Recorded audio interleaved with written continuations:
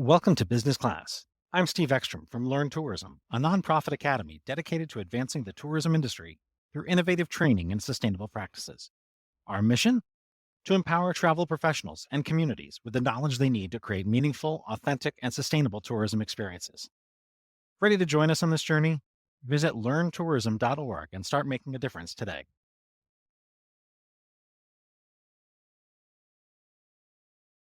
My name is Steve. I'm the host of the Business Class podcast with Learn Tourism. My name is Daniel Kuperschmid. I am the president and CEO of San Diego Tourism Authority. We've interviewed about 300 CEOs in the destination space to learn not just what it takes to be a great leader or what leadership styles are out there, but who they are as people. And you have come to the DMO space rather serendipitous, almost a serpentine career path. I was looking at your LinkedIn profile recently. How would you describe your ascent to the CEO position at San Diego? I started the interview process with the search committee, and I prepare for each one of those interviews. And as I get to it, I think, man, this is like perfect. This is like everything in my career set me up for this. It was on my radar in 2019 when this position opened the first time. It ran through my mind, but I was fairly new in my role with Hyatt in the city. And I thought, yeah, not this time around. And when Julie called to say, hey, I'm moving, I thought, okay, this is time now. But the interview process and the search process really solidified I was going to the right next job. And I was super happy in Hyatt at the time. So I felt like either way, as I went through that process, I got more and more excited to join SDTA. That sense of optimism reminds me of an interview you did a few years ago when you were the GM at the Grand Hyatt. And you said that part of your success was due to knowing what you want and not being shy about telling your boss. That's very true. Who do you consider your boss these days? Yeah, it's interesting. Certainly the board, and I'm learning board governance. It's a new process. And you've got your board chair, which is your day-to-day, let's get engaged. And then there's other individuals on that board that I'm learning to connect with for advice and counsel. So I don't think of them as bosses as much as counsel and someone to bounce information off.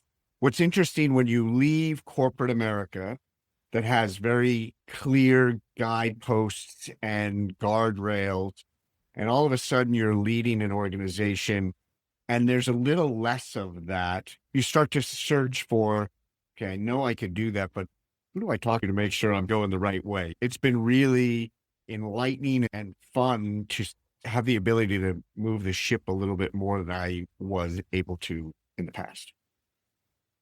How would you like to see the organization evolve? I think San Diego is known for sunshine and beaches and incredible weather, and that's what brings people here. But to be competitive in the future, as cities in California and across the country have talked about their culture, culinary, and the diversity within their destination, we've got to find ways to really show people the depth of our destination more regularly and be known for culture, culinary, and the diversity that keeps people coming back over and over. How is San Diego different from where you grew up?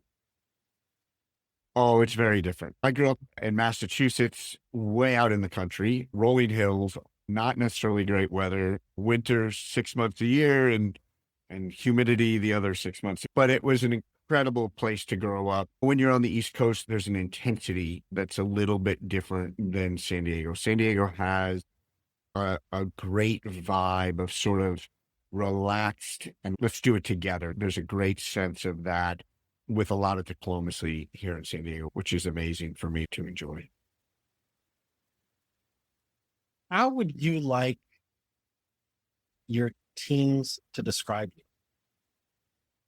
I would like them to describe me as an advocate, as a supporter, someone that's challenging but in it with them, and someone they trust. To be a leader, you've got to establish trust first. Once you've established trust with your team, they take more risk. They push the envelope. They're more agile to try things, which will push the organization forward. If there was one word that I want my colleagues to talk about, it's that they trust me to make sure they're okay. One of the key talking points was empowering people to delight, even if that means bending the rules a little bit sometimes. Sure. And you mentioned the word risk. What's the biggest risk that you've taken so far? I guess the biggest risk was joining SDTA, right? Leaving a company after 30 years that I had an incredible reputation in. I knew everybody, and leaving that ecosystem to join SDTA and be out on my own a little bit, I would say that's the greatest risk. I've only been in the role 5 months here. And so it's been a constant learning for 5 months, stakeholder engagements across the city with our customers. I've listened a lot. There's things I came in thinking, yeah, I'm not sure this is where I want to keep the organization going. And then months later, I'm like, oh, I get why we do that. I've not taken a tremendous amount of risk. We're pushing really to find ways to better story tell the destination and thinking about ways to use creators and social media in a different way to really tell the story of San Diego a little bit more. What's an experience that encapsulates the feel, the vibe, the culture of San Diego? What's been great about this job, I've lived in San Diego 7 years now. And for 6 of those years, I was a general manager. And I always thought I knew the city. People would say, hey, where do I go to dinner? And I'd say, go here and here. I just felt like I knew the city. But when you become the DMO and you're representing the entire city, it changes your view. When you're landing and you're flying in, you look out the plane and you think, I don't even know where that is. I've never driven there. So I have been a tourist in my own town for 5 months. You talk to a council member and they have a certain district and you're like, I've never been in that person's district. Do they even have hotels in that district? And so finding your way to those districts and seeing things. So the vibe here, as I said, is got this very relaxed feeling. And that's throughout all the neighborhoods. But I've ended up in different neighborhoods. And this last week, I was with my wife. It's going to sound romantic, and it certainly was. But we went to a show in Balboa Park. We went to a Shakespeare show. Before that, we went to a Michelin recognized restaurant in Bankers Hill. And then this place called Panama 66. It's in the middle of Balboa Park, an open sky bar restaurant with live music, classic jazz quartet.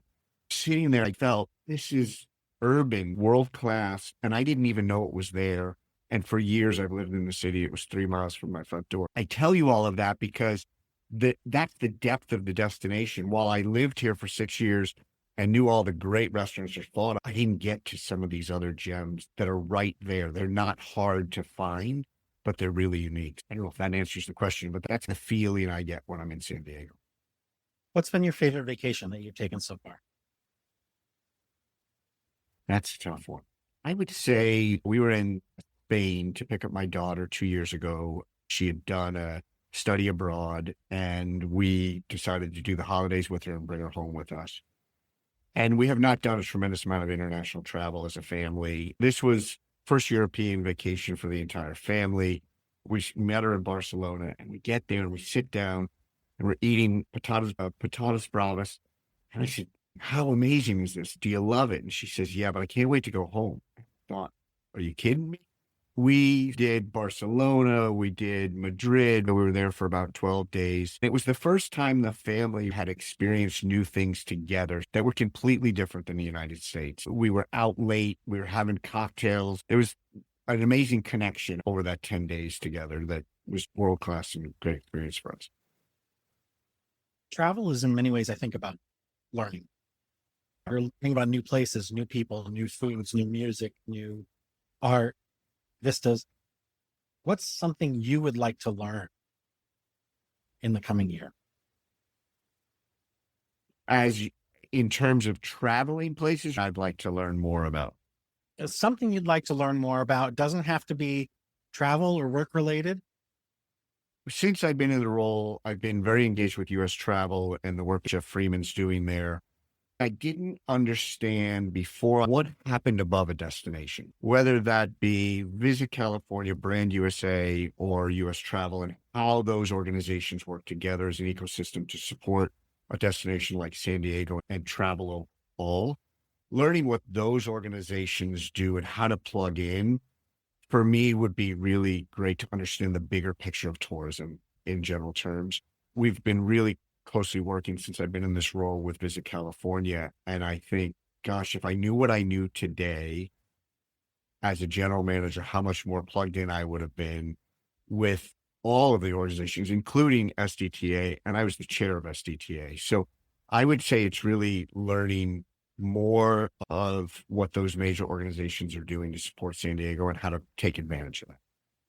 Who has been your most valued mentor?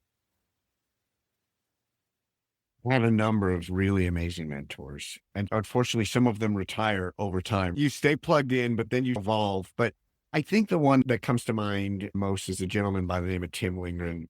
Tim was the senior vice president of operations based in the Hyatt Regency Atlanta. Was the director of sales there, and I'd always heard that he was going to show up early in the morning at 5:30 in the morning. So always be in early, and he's going to show up. So for 6 months, I'm showing up at 5:30 in the morning in my office. I'm the only one there for 3 hours. One morning he comes by and he says, "Hey, what are you up to?" I jumped like a foot in the air at 5:15 in the morning. Quickly thereafter, we had drinks every Friday, just he and I, for about an hour and a half. Oftentimes we'd race home and have dinner with my wife and his wife in a restaurant, but separate. He'd say, "Let's go.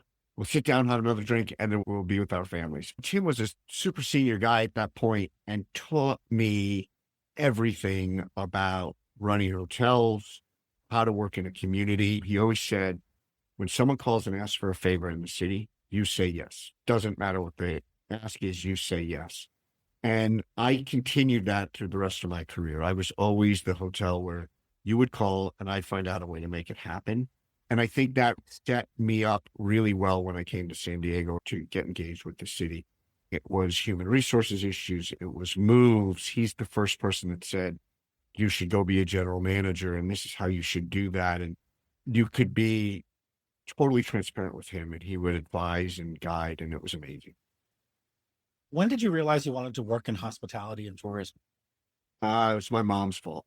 My family was in the construction business. We built custom homes in Western Massachusetts, and my uncle owned the business, and he was like my father. In the summers, I would work for him. One summer night, I came home and I couldn't walk straight. My mom said, "What's wrong with you?" I said, "We're putting a roof on a barn today." I was carrying double sheets of plywood, and I was 16 trying to keep up with everyone on the site. She called me out at my uncle, and then she said, "You should really get in the hotel business. Go down to the Red Lion Inn, this old historic hotel in Stockbridge, Massachusetts, and go be a busboy." And I did. I showed up and was a busboy and had more cash in my pocket than ever. I just enjoyed talking to people. I was a terrible busboy. I forgot everything. I was not good at it and moved into being a bellman and loved it. In the autumn season, I'd go in before school and do baggage pulls for the bus tours that would come to look at their leaves. And then I would, after school, go and help the buses move in. I just fell in love with talking to people and enjoying business. What's a skill that you learned at that first job that you wish everybody had? I think connecting with people, right? It's not always natural for people to be able to talk to a complete stranger and find common ground. It was a formal hotel. You wore the whole uniform and all the things. Somehow they trained you to connect with people. And it came from the general manager at the time, a guy named Dennis Barcanero. He would walk with you on your first check-in, and then he'd walk with you 2 weeks later and he'd say, maybe do this or maybe do that. And then it just became natural. I think today, especially, is something that people necessarily have. I wouldn't call myself an extrovert by any means. I'm probably more of an introvert, but most people would never say, "Oh, you're an introvert." What is something that you enjoy that would probably surprise most of your staff? I like to off-road. I have a Jeep. with big wheels and all the things. And I like to roll around in the dirt for hours with friends. When I first started, it was more about the hardest thing you could drive on. As we evolved through this, it was a COVID addiction. What's why you stop and just shoot the breeze looking at your Jeeps for a period of time. And all of a sudden I realized, let's not keep rolling. Let's just shoot the breeze until we decide to get back in our cars. Most people would never think of me getting in a Jeep or camping as something that I would do. I don't know if you can tell, but I'm in an RV. I've been a digital nomad for the last 4 years. The first 3.5 was in a 21-foot van. And now I'm in a bus. So I have met many overlanders and off-roaders in my travels. And you're a unique crowd, Yes. very unique crowd, fun. Yeah. What do you look for in your next hire? Or any hire, I should say. For me, it's certainly skill now, right? I think about this organization. It's very tactical and skillful, particularly on the marketing side. People that come with that knowledge are really important to me. Making sure people are coming with that, with the context and the knowledge. But more importantly than context and knowledge is the enthusiasm, the ability, the want to take risks, the want to do things differently. I think about AI and technology today, the speed of change, and how do we jump on board? What's the right way to do that? How do we do that? A thought leader that can go back and forth with you to say, here's what I think. What do you think? And be the thought leader next to me. What is one question you ask in every interview? Favorite day in the last 6 weeks at work. What has been your favorite day? I got so many of them. Yesterday, let me think. I've got a ton of them. Every day is a great day in this job. It's the best job I've ever had. Yesterday, I had the opportunity to drive down to the border, walk across the border, meet with Tecuco, which is the CBB in Tijuana. We had a late lunch at Caesar's. I don't know if you know this, but Caesar's in Tijuana is the very first Caesar salad ever created. It wasn't created anywhere else but in Tijuana. We had a late lunch there, and then I met with their board and shared what we do while they shared what they do, and talked about how we can be more of a binational destination. Being at a table to have that conversation was incredible. We literally walked across the border and walked back a couple hours later. In a few hours, I'm going to be at the airport working on bringing another international flight to the destination. That's all new to me. I've never brought a flight to this destination. It's knowing the value of that, knowing what that means to the residents, knowing what that means to tourism coming in. And if we can make a difference there, it's incredible. Every single day is like that for the last 5 months. There's not a day where you're in a room and you think, how am I here? It's amazing. Those are very humbling moments. Yeah. What did I forget to ask, but you wish I did? You covered a lot. Is there anything you'd like to ask me? About 5 years before COVID, I had been at a trade show in the industry, and my sister, who was a master's in education, instructional design, technology, psychologist, business psychologist, working in one of Forbes' fastest growing companies, asked to go with me. And we walked out of this education program, and she just looked at me like, are they all this bad? So this was 10 years. That was the spark. There's got to be a way to do this better. I had on the back burner been learning about instructional theory, methodology, psychology, neuroscience, technologies, all these things while consulting with destinations and product development. That evaporated overnight with COVID. So I brought this back burner idea full frontal and made it a 501c3 nonprofit. So I started a nonprofit at the very beginning of COVID. Year and a half into COVID, I'm sitting there in a 2,500 square foot house in Fort Lauderdale. It's me and a dog. There's no way I need 3 bedrooms, 3 bathrooms, 2 patios. I just don't need it. I'm like, I could be that guy that just goes and lives on an island for a year. Why not?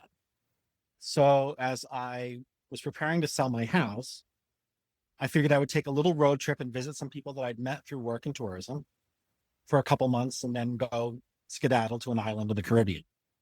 My neighbor had a van that he had bought brand new a month before COVID and had been sitting in his driveway. He never used it. So I asked him if I could rent the van, and that turned into me buying the van. And it turned into 3 winters in Mexico, crossing Canada, all over the US. I've enjoyed that so much because it's a learning experience everywhere I'm at. It's not just the new place, it's not the new food, it's the fact that I get to. So this summer, I transitioned from a 21-foot van to a 40-foot bus. So I'm locked in for a little. Yeah. Where are you today? Where in the country? Today, I am outside of Orlando, Florida. Okay. I bought the bus about a month ago, so I'm having some upgrades done, like solar panels installed in the roof, additional solar panels, some other little aesthetic things, practical things, so I can do more without having to start a generator, without having to worry about being plugged in. Yeah. And More off-road stuff, but this is too fancy for most off-road. yeah. And you have any idea where the next place is? So I know I have to be in the Caribbean to speak at a conference in 3 weeks. Somehow or another, I'm getting from here to an island. And then I've got to be in Portland next July for Destinations International. I'll pull up my Google map with all of the pings of things that I've seen that are interesting or friends that I want to visit. And I'll just play a big game of connect the dots. Oh, man, I love that. I'm sure. I think it's great. Sandiego.org. My email address is daniel@sandiego.org. Thank you so much for joining me. Have a great day. And I hope your morning's off to a fantastic start. Thank you so much. Enjoy. Thanks for tuning in to Business Class. This episode was brought to you by Learn Tourism, the nonprofit academy where we advance the tourism industry with cutting-edge training and sustainable practices. If you enjoyed today's episode, don't forget to visit learntourism.org to learn more about our programs and how you can get involved. Until next time, stay curious, continue learning and making a difference through tourism.